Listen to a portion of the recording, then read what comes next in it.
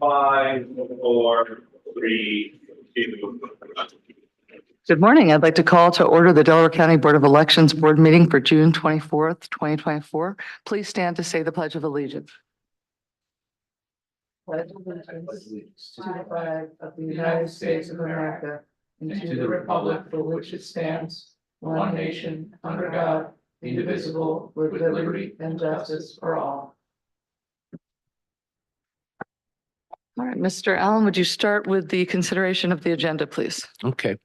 First off, I'd like to note for the record that in addition to your attendance here, we have virtually Board Member Alberts, and hopefully very soon we'll have Board Member McBlain joining us in person. So we do have a quorum. The agenda consists of public comment, approval of the minutes from the previous 3 meetings, director report involving preparations for the November 2024 election, discussion action item on the Dropbox in Sharon Hill, an update on precinct polling place relocations that are pending. We do not expect any action items today. Proposed modifications to the notice and cure process, which is the process to notify voters whose vote by mail or absentee envelopes present a fatal flaw that will not allow that envelope to be opened, much less the ballot to be counted.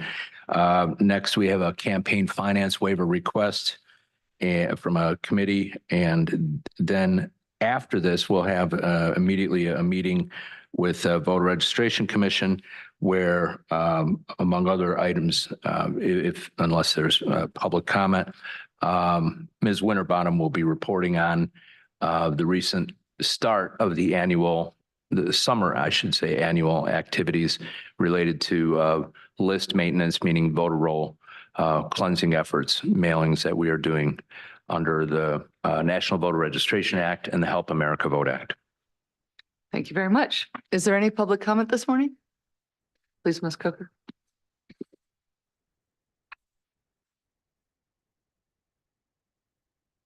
Good morning. Good morning. Wait, it may not be. Hold on.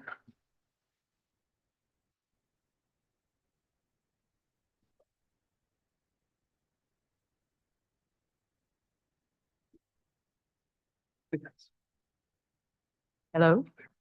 Okay, thank you very much. Very well.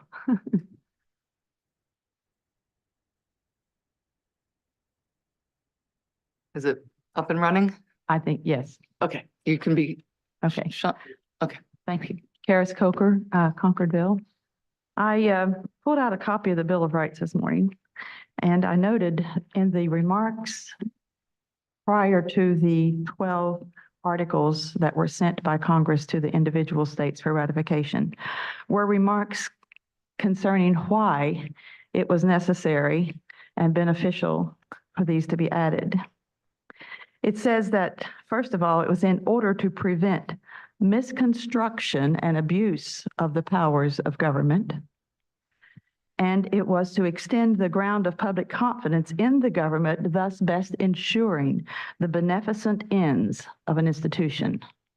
And that is the end of the institutions of government at local and up through federal levels. So that's why these amendments to the Constitution were added. I'll read their statement in full as I have it here. The conventions of a number of the states having at the time of their adopting the Constitution expressed the desire, in order to prevent misconstruction or abuse of its powers, that further declaratory and restrictive clauses. These are declarations, and they are clauses that restrict the powers of government, should be added, and extending the ground of public confidence in the government, thus will best ensure the beneficent ends of that institution. And it is necessary to maintain those amendments at a local level as well in order to maintain confidence and the beneficent ends of the institution. Article 1 relates particularly to this. Congress shall make no law abridging the freedom of speech or of the press or of the right of the people peaceably to assemble, and to petition the government for a redress of grievances. We're in a quandary now about how to redress the grievances that are expressed. There's no give and take. Anyway, that's another discussion. I had a question also about the minutes. The minutes for the meetings are not posted online, and how can there be concerns expressed about the minutes as they're presented if the minutes are not available online? And then another item I wanted to bring to your attention as we are getting underway for the 2024 election, that in numerous locations nationwide, governments are recognizing the increased risk of election fraud with the use of the currently of electronic voting machines and other electronically connected equipment and systems, including outside partners to the election process. And in due time, I think the public is going to realize that it's much better for an honest and accurate tabulation of our election results to return to hand-counted ballots. Thank you. Any additional public comment? All right, then the next item is actually the approval of the minutes, Ms. Coker, that you were asking about during the election itself and all the different steps that it takes. We did not have the opportunity to review the March, April, and May minutes, but they will be ready for public consumption, I assume, online after today. With that, I've had a chance to review them. They were circulated by Mr. Allen. Is there a motion to approve the minutes of March, April, and May board meetings? So moved. I'll second that, just to spare Mr. Alberts, who is remote. You can't see his face for some reason, but all right. Mr. Alberts, you can hear us though, right? Yeah. Okay, great. All right. Any comments or edits? No. No? All right, with that, then. Madam Chair, I do want to express my regret for not getting the minutes posted along with the other items, the agenda and the notice. I will be working with Mr. Rush over the course of the next month to backload all the way back as far as I've been here and hopefully a little longer through 2021 and hopefully through 2020. So I apologize for not getting that done. That was something that was never done before I got here, but it's on my to-do list, and I promise you by next month we'll get that done. Thank you. We were talking about the historical minutes as well that we know was an effort. Okay, thank you. All right, with that, the motion, all those in favor say aye. Aye. Aye. None opposed, that motion passes. Mr. Allen, your report, please. Madam Chair, members of the board, staff in all of our locations here in the Bureau and Media, voter registration and media, the Bureau operations at the Union Power Plant, as well as the voting machine warehouse, have all been extremely busy. There's a widespread and quite misguided public notion. And I admit that before I got into elections 17, 18 years ago, I believed it to be largely a pop-up industry where you set up a couple of days before election day and then everything shut down. And then it was this quiet valley of peace for an extended period until the next election. But in fact, there are just hundreds and hundreds of details that you have to go through with each process, with each piece of equipment, with each report that comes out from the Department of State. Just to give you a sampling, I mean, voter registration has various hundreds and hundreds of applications coming in from summer voter registration drives and organizations, what have you.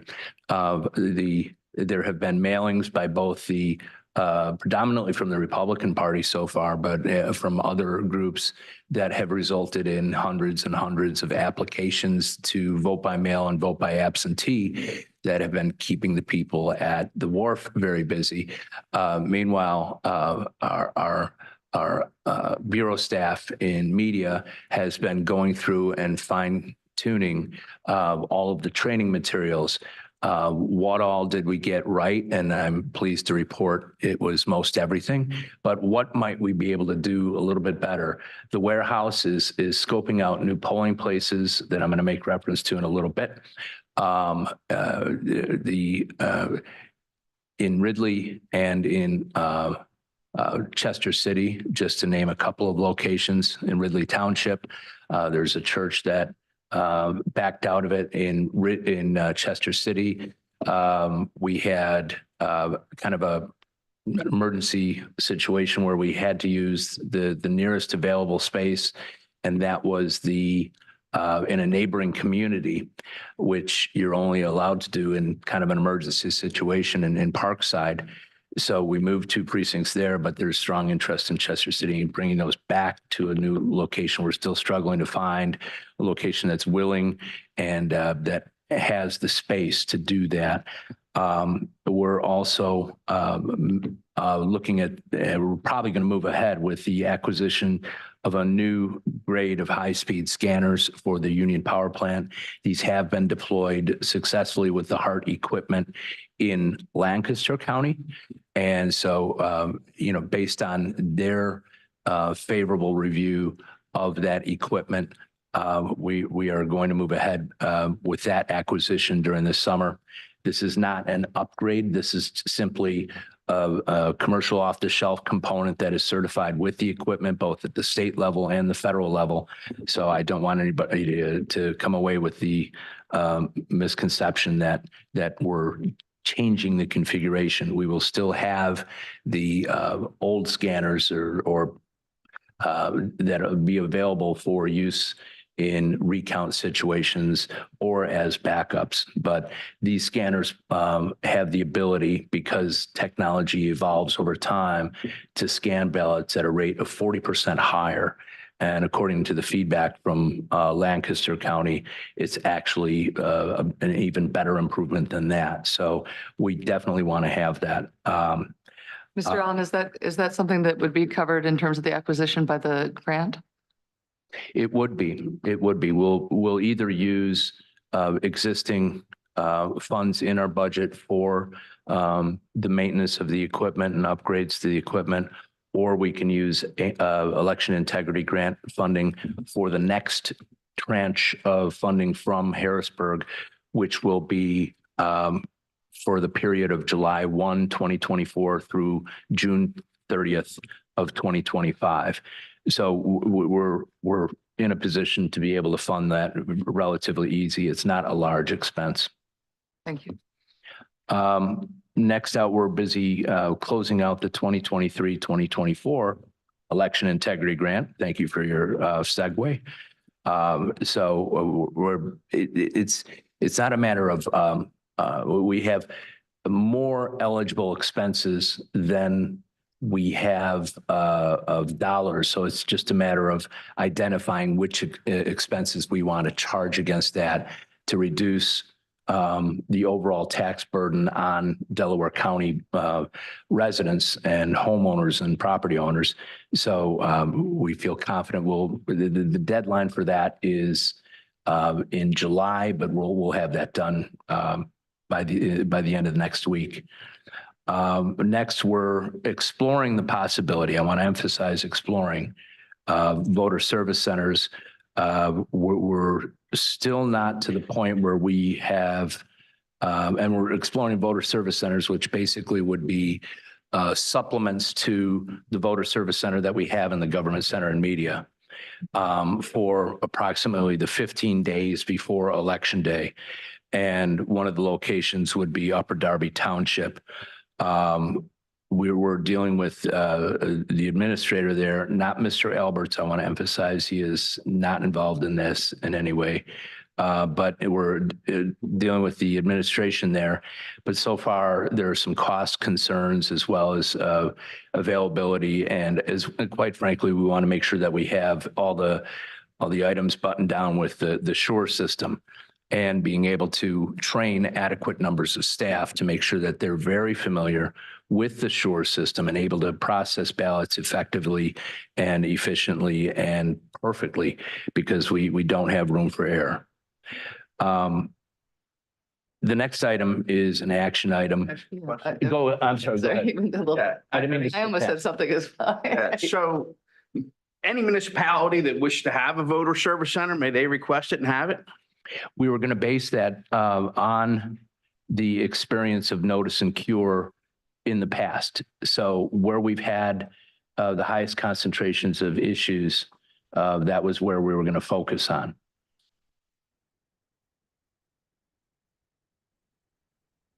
Well, I just, not to skip ahead, but we're potentially changing our notice and cure.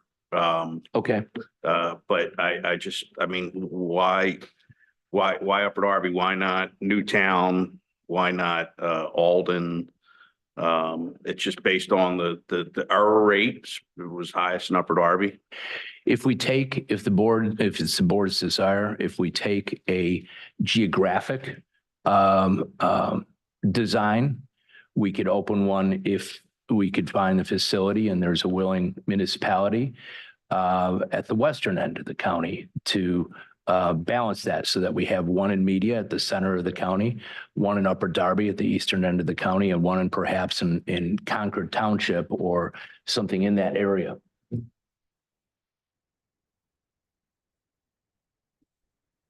I know there were in 2020 voter service centers that were open. I mean, we haven't had any that I'm aware of since then, and we've functioned well without them, without straining our resources to, put folks in these other places. 2020 was an interesting year. I wasn't here for it, but I've heard all of, or maybe not all. I'll confirm that it was Many of the interesting. many of the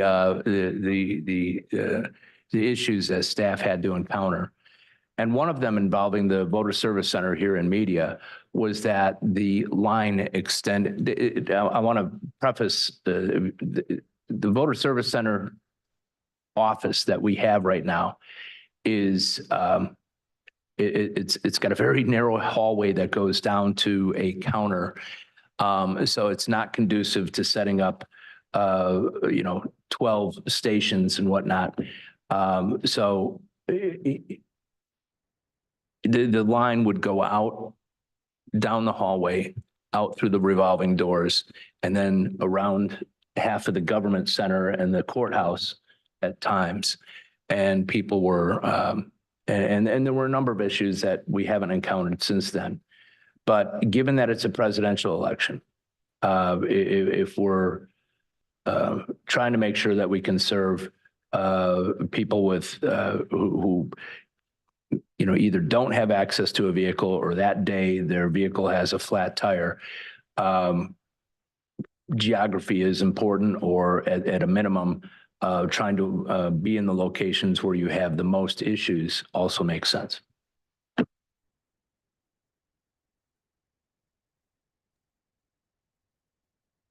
Like I said, I'd like to hear more about it, what exactly they would do as we sort of go along or make that determination. But I said the system seems to run pretty well, especially in a gubernatorial election. Without it, there's numerous questions and problems people have with voter service centers. Can you give me an example of those? Sure. The ability to monitor. I mean, I think it's farcical that people say that it's not an election, a polling place. It's where people vote. So you don't have the ability to have watchers. I mean, will we have watchers? Will we permit watchers at these polling places? And that's what it is. Voter service center is just another polling place. Well, that's an important consideration, Mr. Allen. Let's review that and consider that in your proposal. I think that from my understanding of it right now, it's under review, and you were very careful to say that you hadn't yet recommended it because you're still looking at an administrative burden and security are the primary factors, the helping the voter to facilitate a process that works better for all of our staff when they can be out in the communities is the goal so that the voters can orderly handle any issues with their ballots. But Mr. Allen, I think administrative costs and security are also very high on the priority. But I understand Mr. McBlain's comment about poll watchers in principle goes to security. So let's please take that into consideration when you present your recommendation. I want to emphasize too that we have not nailed down right now the location, the availability. We do not intend to return to, for example, the Human Services Building on 69th Street in Upper Darby, where people had to use an elevator to go up to an office, in part because that's now post-COVID, a functioning office that's dealing with day-to-day people working in person and visitors coming in person for human services.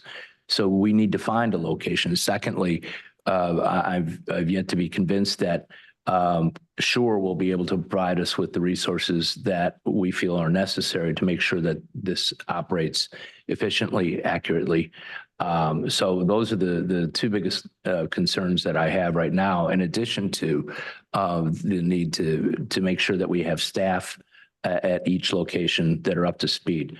So again, it's just in the exploration mode, but I want to advise you that I have some apprehensions and precautions that I want to make sure that we have resolved before I give the board a proposal. But at the same time, I want to keep the board informed that this is what we're exploring. Thank you. Thank you. Just, if I may, I just would like to say, I mean, in general, I thoroughly support any activity we do to make it easier and more convenient for our residents to exercise their vote and to solve problems with the notice and cure.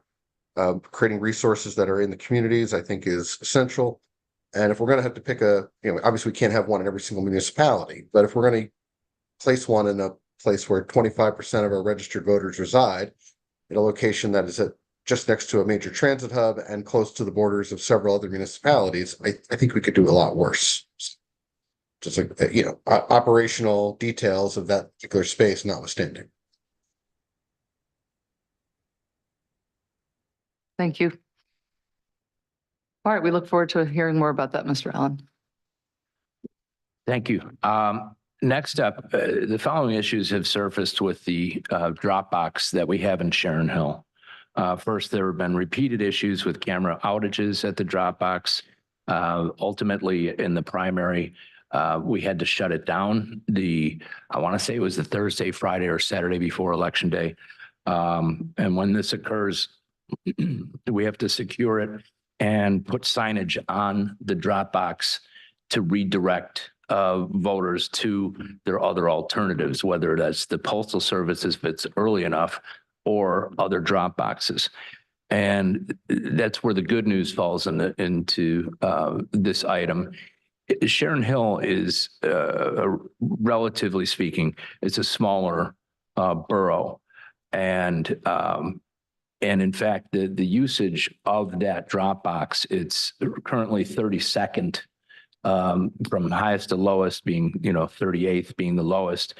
Its usage is 32nd lowest of all the Dropboxes. And there are very, very there are close alternatives, very nearby. Collingdale is about a half mile from the Sharon Hill Dropbox. Darby Township is 0.7 of a mile from this Dropbox. I should say the Collingdale Dropbox and the Darby Township Dropbox are approximately that far from the Sharon Hill Dropbox. The Fulcroft Dropbox is 1.3 miles. So when we shut down for the same issue, the Rose Valley Dropbox this spring, we took into consideration that there were nearby Dropboxes in Nether Providence, Media, and Swarthmore, but those were even more distant than the alternatives for Sharon Hill.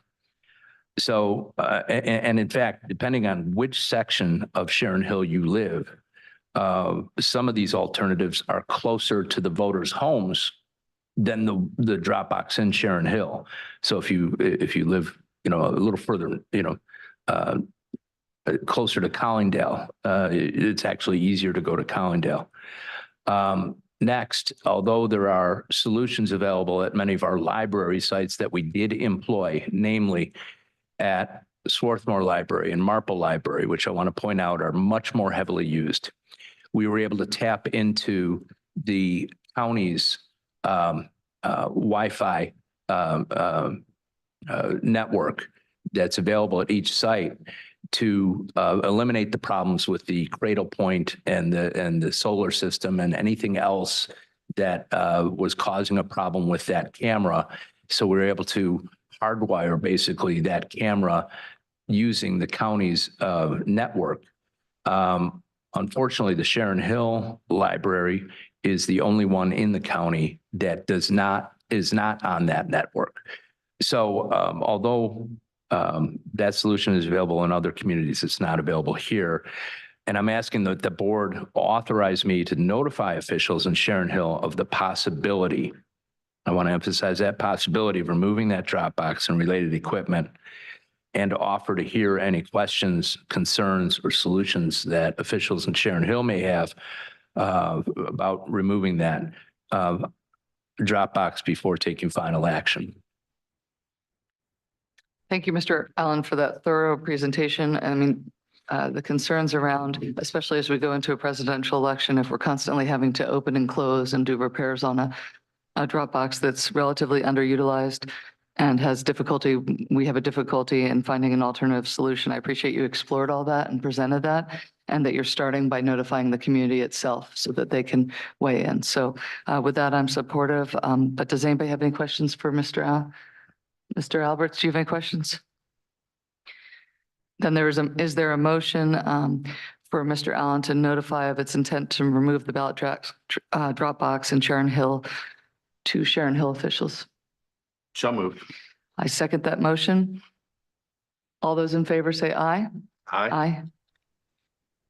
I don't know, Mr. Alberts, if you want to record a vote, I did you hear? I did not. I did not hear. Oh, aye. Okay. All right, thank Sorry, you. I thought I hit unmute there, but apparently I didn't. But I just want to make sure the record's clear. Okay, well, that motion carries. And now we turn to the precinct polling place relocations. Currently, we have no action items, but I did describe earlier that we do have situations in Chester City and Ridley Township with Our Lady of Fatima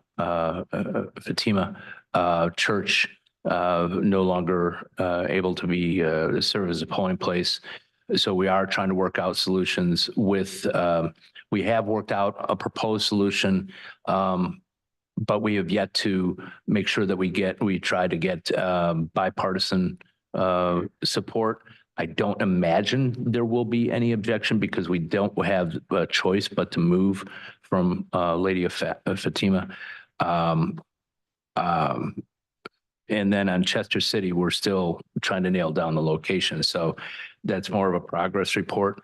But hopefully by the next meeting or the meeting after that, we will have, party approval, bipartisan support for possible changes. All right. Any questions about polling place relocations? Just the one other than the Chester one, you said that Our Lady of Fatima, is that in Darby Township? Or I'm sorry, I may be, or Ridley, or it's the one on South Avenue? I may have referenced the one in Darby by accident. I apologize. But in either case, the Ridley Township location is not ready for, the proposed location is not ready because we need to get bipartisan approval In Ridley. in Ridley. So it's Ridley and It's, Chester. I believe it's Ridley 4-1 and then there are 2 precincts in Chester City. Yeah, I mean, there's I mean, if it's Fatima where the current polling place is, you have the community Y, the Ridley Y is like 2 doors down. I don't know if that's a potential option. I mean, they certainly have parking and I don't know where they've been looking. Mr. Allen, do you know, if you don't, if you don't know, will you take that under consideration? Yes. Okay. Thank you. All right, then let's turn to proposed modifications to notice and cure. We've had a number of meetings, but let me back up. Notice and cure is the system that's authorized by the courts for the counties to exercise, and it gives the counties rather broad latitude, or I should say, no specific guidelines as far as how they may want to execute this. But so a person, a voter applies for a mail-in ballot or an absentee ballot. We mail it out to the voter.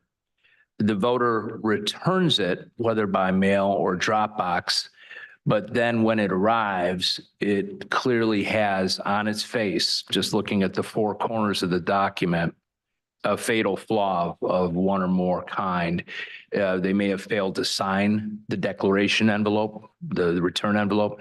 They may have failed to date or properly date that same envelope. They may have failed to use the secrecy envelope. And now it's even easier to tell that than in the past because we have yellow and black, kind of like zebra pattern with yellow and black secrecy envelopes, and it's really easy to determine. Plus, you can even before we got those, you could often see the ballot itself, or at least the county seal and the office through the exterior envelope, and you could tell that the person didn't use the secrecy envelope. And there are other things. It might come back so damaged that the ballot is exposed. It might come back unsealed. In any event, that envelope cannot be opened. The ballot cannot be withdrawn from it to be processed on election day. And in the past, we've used whatever means are available to that voter. If we have an email address, we send an email. If we don't have an email address and we have a phone number, we may make a phone call. Or if we don't have either of those, we'll send a letter. But in any of these cases, what that notification process involved was then advising the voter that they needed to either take some step, it could be an email or a phone call to us saying, remail me, but send me a replacement for the one that I made the mistake on, or they have to come to the voter service center. And it's a very time-consuming effort, and it's not very efficient in terms of the voter. When the voter's in the polling place and they feed that mismarked ballot into the scanner, it comes back to them immediately, and they're able to solve this issue on the spot. So if they overvote or they completely undervote the ballot, it rejects it, and the voter has the ability to remedy that situation immediately. So we looked at what some other counties are doing, and one in particular, I didn't agree with the method that they used of mailing back the entire packet. I think that once we take that original ballot envelope, that we should retain it for our records. We're date stamping it. We're entering it into the Shore system. If anybody wants to verify that that actually happened, I think we need to maintain that record. But I like the idea of just mailing out, canceling the original that we know has a fatal flaw and mailing out a replacement and sending an email or making a phone call to that voter to alert them that a replacement is coming. We have to take additional steps in this process, namely mark the envelope, both the outbound and the return envelope, with the word replacement, so that the voter knows. We'd have to accompany it with a letter saying that explains, hey, the first one contained a mistake and it can't be counted under any circumstance. It's under the law. So we're sending you this replacement. And we would like to implement this for this fall, because this would be a much more efficient way than because problems don't get better with time. And, sending out an email and hoping that the voter comes back often can lead to frustration, because then they don't check their email. They don't hear their voicemail. They don't until maybe the Saturday before Election Day, and they can't get to the voter service center. And now they're stuck. Now their only alternative, especially if they're out of town, would be to come back to their polling place and cast a provisional ballot. So in the spirit of offering the same level of service that we provide our in-person voters, we're thinking that this is the most efficient way in terms of reducing the back and forth between the voters and our office, and in terms of reducing the traffic at the voter service center, of just solving it in a very straightforward enough and upfront way with the voters. Thank you, Mr. Allen. Just, we have the solicitor here. I just was important that I know that I have at least sought from the solicitor the review of this proposal to make sure that they complies with all the laws. I know that Mr. Allen has indicated that there's not direct guidance on how to approach notice and cure from the courts, but of course there are rules around these type of issues. So have you reviewed that? Well, that is correct, Madam Chair. We're still in the process of making a final review and determination, but it's our at least preliminary understanding that this would comply with law, which, as you noted, is not particularly well developed in Pennsylvania. Prescriptive, yes. And Mr. Allen, I think important to what you've discussed is we would be retaining and then canceling the original ballot. So there would not be any second ballot that a person receives that is where there are two live ballots for that individual, correct? Correct. So the unique John Jones, it would be recorded that in the Shure system, that first ballot and its corresponding correspondence code on that envelope were canceled. So even if John Jones were so ingenious that he made a perfect duplicate and received our replacement ballot, and then submitted the duplicate ballot or the duplicate of the original, it would already be in the system as being canceled and would not be accepted. The only one that could be accepted is that replacement envelope, which will have its own unique correspondence code that relates to that voter's registration and that second application. It's identical to what happens when someone comes in now to the voter service center, or someone calls or emails us now at the Union Power Plant and says, cancel my original and mail me a new one. We're just trying to cut out the clutter and the cumbersome aspects of that process.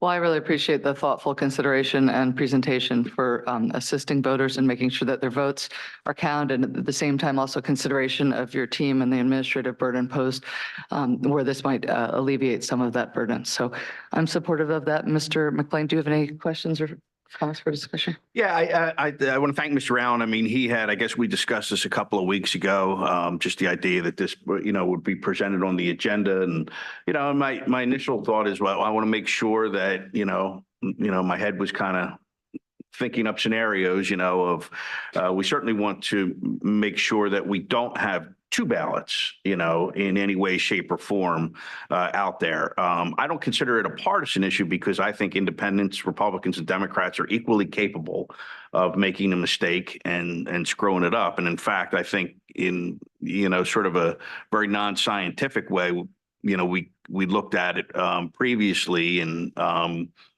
was kind of spread pretty even in terms of who was making, mistakes.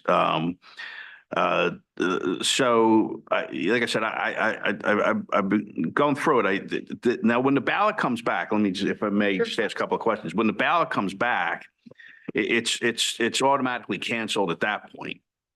Well, first it's run in as received. So the very first process is, for example, we sort it down to 11 batches or 11 groups, I should say, through the Blue Crest. And then each one of those 11 groups sorts it down to the precinct. Right. And in that process, it's logged as having been received. But then it's, go ahead. At what point do we, I mean, for instance, you said, hey, we call these people and we ask, do you want us to cancel your ballot and send you another one? It's not really their option. I mean, at what point is the ballot canceled? I want to make sure that the ballot is canceled before we generate and send out a new one, so that at no point in time are there two live ballots, active ballots, so to speak. So as the staff then goes through and verifies that it was signed, dated properly dated, not unsealed, I should say, verifies that it was sealed, verifies that there's a secrecy envelope in that, or, the clear appearance of a secrecy envelope inside there, that the ballot's not showing through the envelope.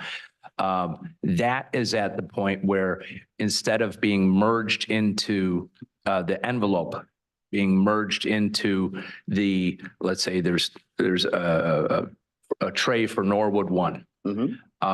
And Norwood 1, we separate out and never put into the tray for Norwood 1 the items that have, we'll call them the broken toys or misfit, the misfit toys. Right. So the ones that have one of those fatal flaws never make it into that merge. From there, those are then canceled. So we try to keep up with the cancellation. And is that, I'm sorry, is that done, when you say it's canceled, is that done in the Sure system? Yes. Okay. So the Sure system has a variety of codes that we can use to identify even down to the reason it was canceled for lack of a signature. Lorraine probably knows the codes better than not probably, she does know the codes better than I do. But and in fact, We knew that. So Lorraine Hagan, our chief clerk and head of the operations at the Union Power Plant. So they're even adding more codes based on feedback from the counties, because there were times where we'd have to put it under one code that didn't quite, wasn't a perfect match, but it was the closest match. So, so this is not something new. Sure has had a system in place now for a couple of elections, or at least, did they start it last fall? And then they continued in the spring, or was it this spring was the first time they had a more exhaustive list of cancel codes? Fall and then significantly more. Thank you. So they introduced more in the fall and then significantly more this spring. So there are all kinds of codes in there to make sure that the public also then can, when they're receiving the list of, if you sign up to see the list or receive the list of who applied, when was it mailed, was it returned, was it accepted, or was it rejected or canceled? That appears in that list, and it even gives the reason, down to other reasons too. So there are other reasons, for example, where we would not mail automatically to to remail to that person. For example, if it comes back undeliverable, we're going to try to contact that voter and say, okay, there appears to be a problem with this address. And then we'll try to resolve that through having them update their application. Secondly, obviously, if it comes back where the person applied in September, passed away in early October, Department of Public Health notifies us when that ballot comes back that they're deceased, we're not going to remail to that individual. So there are limited circumstances where we're not going to automatically remail, and we never have. But in various circumstances where it's clearly the voter's error on that envelope or in the preparation of the packet, we would like to remail. So then when we recognize that there is some error on the received ballot, it's coded and it's put in the Sure system as rejected. That happens first. I just want to make sure before we would then generate a new ballot to be sent to that person. Right. That happens first now before we begin the process of contacting the voter under the current set of rules. We cancel first and Sure, and then we begin the attempt to reach the voter to ask them to either come into the voter service center or contact us about getting a replacement. So that's part and parcel of our process right now. I'm sorry. Yeah, no, yeah, go ahead. Would we continue to, would we continue to try to make contact with them through email or telephone, or just simply go to to generate a replacement ballot to send out to them. When you say continue to try to reach them, Well, right now, our cure process is we attempt to contact them. yes. And then, like you said, in any way that we can, and it's typically by phone or email, and invite them to come into the media to replace, cast another ballot. Here, we're talking about just sort of automatically generating a new ballot out to anybody that's ballot was spoiled or in error, right? Mhm. Are you doing both? Yeah, Are you mailing it and calling or just mailing? Mailing and calling The on, voter, mailing to the voter and then calling them to say you're mailing? yeah, we're trying to, we want to email or call the voter so that when that new envelope arrives with the word in bright red letters replacement, we're trying to avoid any kind of surprise, like, wait a minute, I've already returned my envelope. What's going on? So we're trying to avoid any kind of additional issue with the voter. We want to make it clear, and then we would accompany with that ballot and return envelope and list of instructions and the list of drop boxes, a letter that explains you're getting this because the first one was canceled. Right. And I mean, I believe I know the answers, but I just want to make sure for public consumption. But the replacement ballot that comes back would be treated just like any other ballot in terms of, it's got to be received by 8:00 p.m. on the night of the election. It also has to be, compliant with the rules. They have to sign it, date it, all that kind of thing. I mean, there won't be exceptions for the replacement ballots. No, there will not. So, Allegheny and Chester counties, for example, have about the highest return rate of any of the 67 counties right now on notice and cure. And when the second one comes back from us, and it's still, we've had that experience here, where the second one comes back and unbelievably, they still haven't dated it, or they made a new error. The first time they didn't date it, and this time they didn't sign it. In either case, the first or the second will not be accepted. I want to emphasize also that if they let's say they learn from some watching organization that calls up voters and says, "Hey, we noticed in the Sure system, your original ballot envelope was not signed and therefore it was rejected." If that person comes into the voter service center, likewise, we would then cancel any second ballot, that was beginning to be prepared. So that happens now, for example, when a voter makes a mistake and damages it or loses it, and they come into the voter service center, the first step that happens is they cancel the original before they hand them a replacement. And so they would cancel, if it's already been mailed, they would cancel that ballot if somebody walked in and wanted to Yes. secure it. And how about in terms of, how far ahead of the election would we, stop mailing? Because obviously it would, not arrive in time and not come back in time. In the proposal I circulated with the board is that we would continue to do this through, I wanted to say October 31st, because The date, but you had the date in there. hold on a sec. I thought it was November 1st. Right. So for envelopes that arrive and are determined to have one or more of the fatal flaws listed above on or after November 1st. So I'm saying it the same way, two different ways. We would continue to process them through October 31st and automatically mail out. But then November 1, we're at that practicality wall where there really isn't enough time to prepare it. Let's say it takes us a day to go through the mail that we get on November 1 and figure out the problem items in there.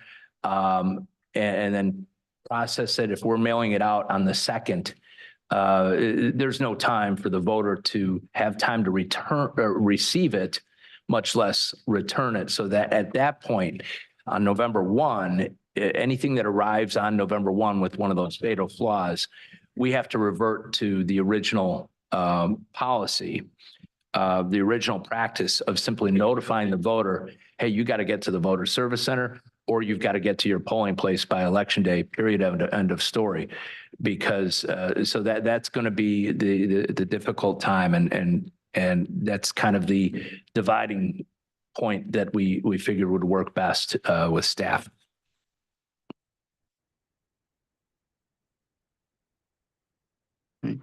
I think it's all question. Mr. Alberts, any questions? Or comments? No, I just want to add a little comment. Member McLean pointed out that there really is a partisan divide on the ballots that require this. I do think there's a divide between people who've never done it before and people who are doing it for the first time. And because this is a presidential election, I think we will be seeing a lot of people doing this for the first time, as we see people doing everything for the first time in presidential elections. So I want to thank Mr. Allen for trying to get this in place to accommodate those first-time voters. Yeah, every time we see the applications that they're on red and white stock, that's from a Republican mailing that quotes a prominent candidate about using mail-in absentee ballots.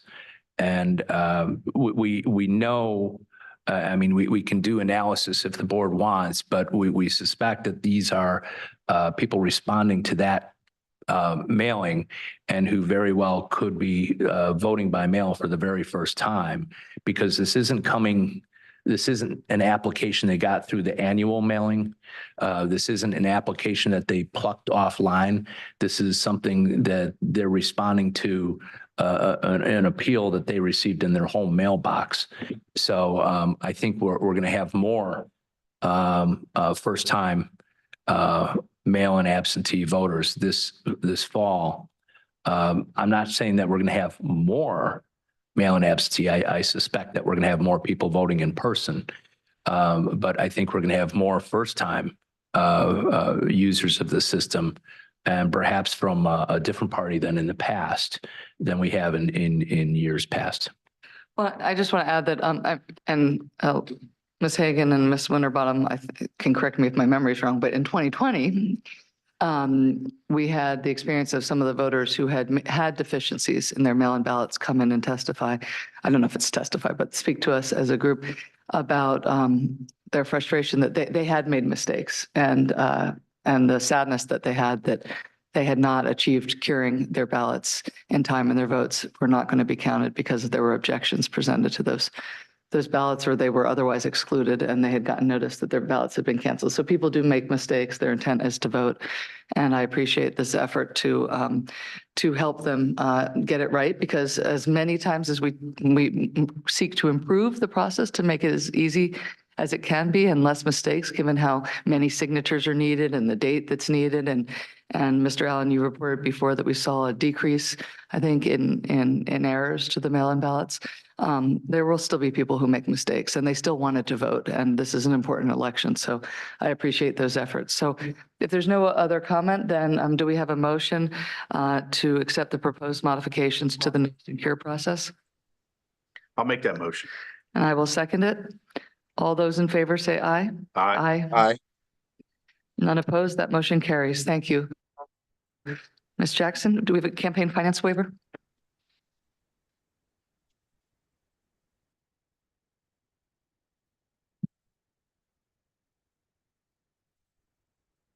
Good morning.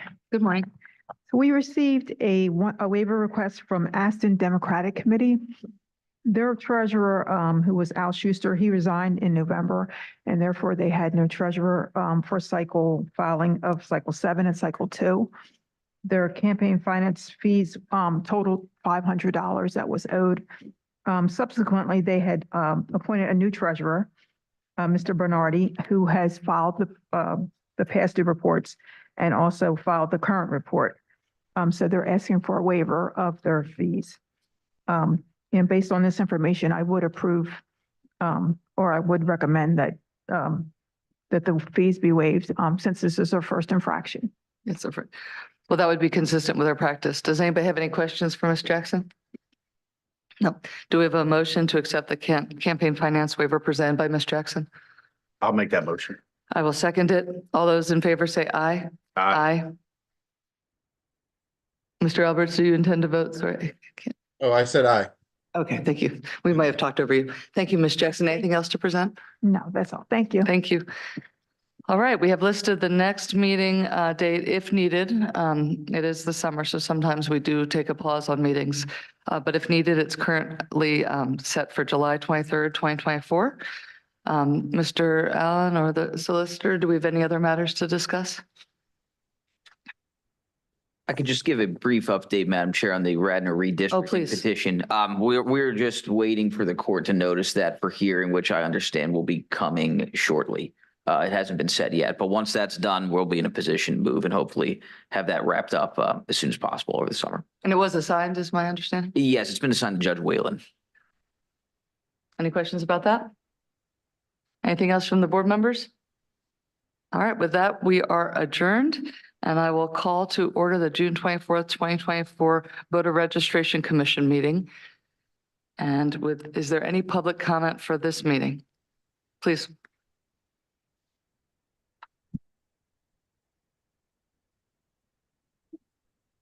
Hi, Karis Coker, Concord Township. I'm concerned that though it was announced in the notice and included in the agenda at I think it was the last meeting, yet it was announced at the meeting that there would be no voter registration report. So I'm wondering, is today's report in place of that report that was excluded or eliminated from the last meeting? Or will today's report include prior to the last meeting, since the last report was given? That's my question on that. And also, I'm not sure how it fits in with the SURE system and the voter registration and all, but the notice and cure process that you've been discussing, I would like to know, it seems to me it'd be better to invest the money and effort into educating the public than this tedious, drawn-out process. I think it's unjustified to the taxpayer to make these massive efforts to cure and give notice to individuals, extended efforts in that regard. Does the law permit it or does it require it, the notice and cure process? Thank you very much. I'd like to answer both questions. The first is that the earlier meeting was largely for the purpose of certification. So the May 7th meeting was for certifying the results so that we could forward those to the Department of State. So there was really it was not a regularly scheduled meeting like this is. It was on May 7th. It was not on the fourth Tuesday. We did not have a meeting later in May. This is our first meeting since then, so we're having the Voter Registration Commission. Secondly, it's a matter of degree. So we can do this efficiently, or we can do this playing phone tag and mail tag and having staff. It's more costly to do it the old way than what we're trying to achieve now. It's also less effective based on a study of the data from the other 66 counties in the Commonwealth. So we are taking the taxpayers and the law into those concerns. With that, I'd like to invite Ms. Winterbottom.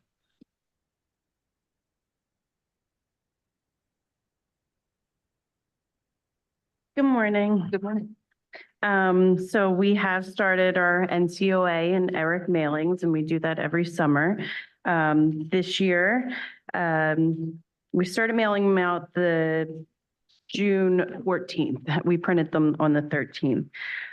We have printed and mailed, 7,974. That's so far. So we still have another type of letter. Applications come in, they'll create a letter.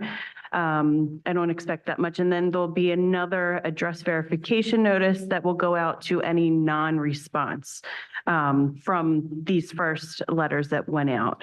So between the post office and PennDOT, our what we call Eric in County, we have mailed out 1,880. Possible that the voters moved within Delaware County. Possibility of voters moving out of county, we mailed 928. Voters that might have moved out of state, we mailed 2,651. Another out-of-state address verification notice to voters, we mailed 1,037. And then another type of address verification that we call in-state move address verification notice, we mailed 1,478. So so far, some have been undeliverable in this time. They really only started coming back on the 20th. It was the first day that we saw any. And I want to say about, I actually don't have my number. About 200 have come back undeliverable so far. So today I expect a higher number since the weekend. So we'll process those and then we'll close it out, hopefully the end of July, August, to give voters time to reply. And then anybody that doesn't respond to any of them, or if they're undeliverable, it will create another address verification notice that we'll mail out in a forwardable envelope. That's our NCOA and Eric mailing update. And then Before you stop, Yes. is there anything different about this in particular, numbers wise or otherwise? no, I think I can't remember my last year numbers, and I kept trying to think to go back to it, but I think this year we had less letters that we mailed out, just maybe by 1,000 or so. I think last year, we had more. So about 8,000 so far. I mean, that's our normal. It's always around 8,000 to 12,000, I think. So a couple of questions. First off, I want to commend you and your staff. You've made a slight change with these mailings. I wondered if you would explain how for the first time we're including the number 9 postage paid reply envelope to try to so that when they get delivered, go ahead, I'll let you discuss. So with the meeting with the state and other counties, it was suggested that each county should put in a return paid envelope for these voters, which we have never done before. It's also thought that maybe we'll get a higher return from the voters filling them out and sending them back to us. So we did do that this time. That was the difference. That's great. And when you get them back returned undeliverable, your staff recycles those, correct? Yes, Mhm. because we have plenty of letters. If they don't use it, it's not charged. Because we do regular address verification notice, which is some of these letters. They're just a regular address verification notice. We do them daily, not just through this NCOA and Eric mailing that we can use the return envelopes for. And I interrupted you, or I stopped you for a moment. I think you were going to go into something. So just the application statistics. So probably in the past month and a half, when we started processing all applications that came in after the deadline for the primary, we processed about 17,406 applications. That's not including any deceased or cancellations. This is just news, address change, name change, party changes, and transfers. So we have seen a very large amount of mail coming in, whether it's electronic or paper forms, registration drives, just regular applications. We have seen that busyness starting. And again, is it in the presidential cycle typical that what you're Yes. seeing? Okay. Yes. Now, in 2020, we did not see this for voter registration. I know the Bureau saw it with absentee and mail-in ballot applications. We didn't see this because there wasn't that many registration drives out and about. So the presidential before that in 2016, yes, this is the same amount. Thank you. Mr. McLean, any questions? No questions. Thank you. Mr. Alberts, any questions? None, thank you. Thank you so much for your report. Thank you. Mr. Allen, any other matters from you? No, not at this time. And Mr. Solicitor, any other matters? No. All right, then with that, we will adjourn this meeting. Thank you. Thank you, Mr. Alberts, for appearing remotely.